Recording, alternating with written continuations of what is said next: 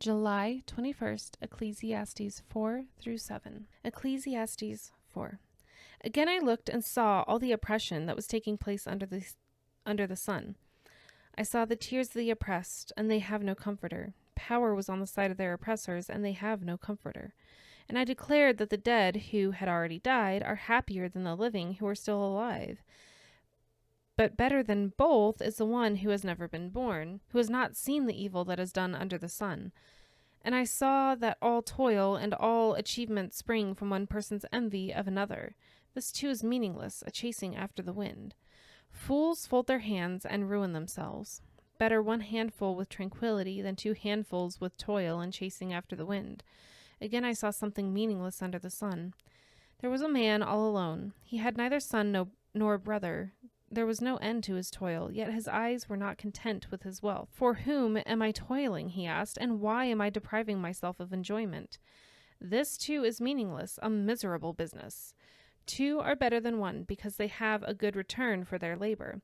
If either of them falls down, one can help the other up, but pity anyone who falls and has no one to help them up.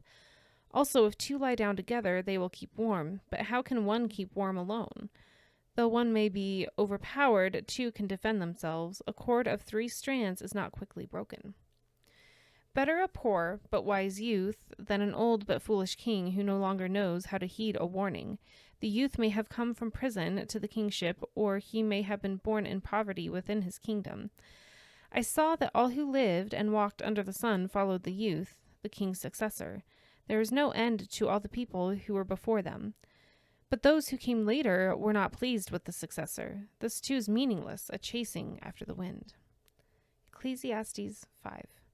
Guard your steps when you go to the house of God. Go near and listen, rather than to offer the sacrifice of fools who do not know what they do wrong.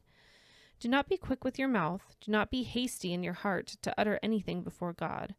God is in heaven, and you are on earth, so let your words be few. A dream comes when there are many cares, and many words mark the speech of a fool. When you make a vow to God, do not delay to fulfill it. He has no pleasure in fools. Fulfill your vow. It is better not to make a vow than to make one and not fulfill it. Do not let your mouth lead you into sin, and do not protest to the temple messenger, "My vow was a mistake." Why should God be angry at what you say and destroy the work of your hands? Much dreaming and many words are meaningless. Therefore, fear God. If you see the poor oppressed in a district and justice and rights denied, do not be surprised at such things, for one official is eyed by a higher one, and over them both are others higher still. The increase from the land is taken by all. The king himself profits from the fields. Whoever loves money never has enough. Whoever loves wealth is never satisfied with their income. This too is meaningless. As goods increase, so do those who consume them. And what benefit are they to the owners except to feast their eyes on them? The sleep of the laborer is sweet, whether they eat little or much, but as for the rich, their abundance permits them no sleep. I have seen a grievous evil under the sun, wealth hoarded into the harms of its owners, or wealth lost through some misfortune, so that when they have children there is nothing left for them to inherit. Everyone comes naked from their mother's womb, and as everyone comes, so they depart. They take nothing from their toil that they can carry in their hands. This too is a grievous evil. As everyone comes, so they depart, and what do they gain since they toil for the wind?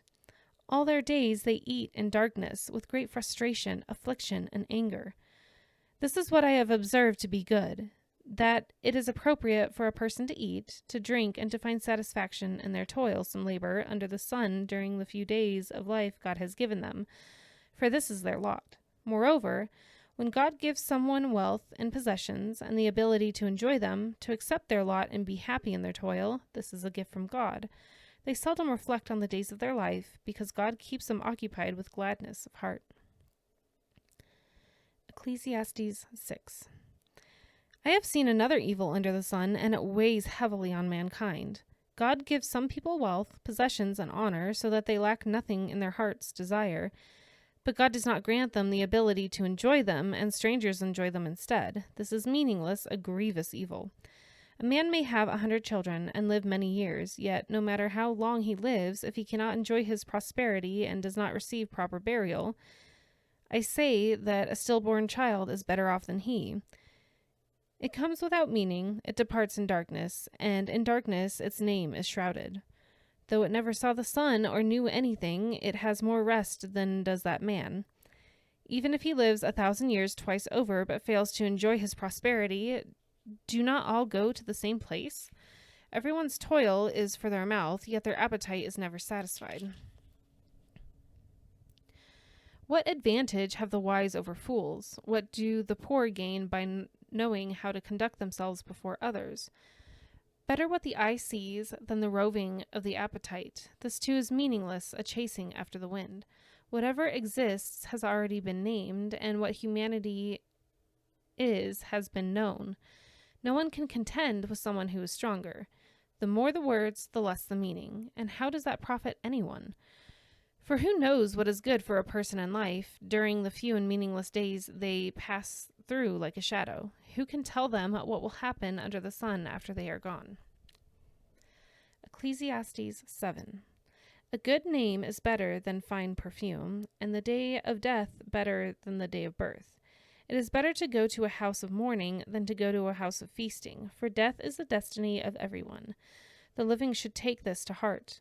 Frustration is better than laughter, because a sad face is good for the heart. The heart of the wise is in the house of mourning, but the heart of fools is in the house of pleasure. It is better to heed the rebuke of a wise person than to listen to the song of fools. Like the crackling of thorns under the pot, so is the laughter of fools. This too is meaningless. Extortion turns a wise person into a fool, and a bribe corrupts the heart.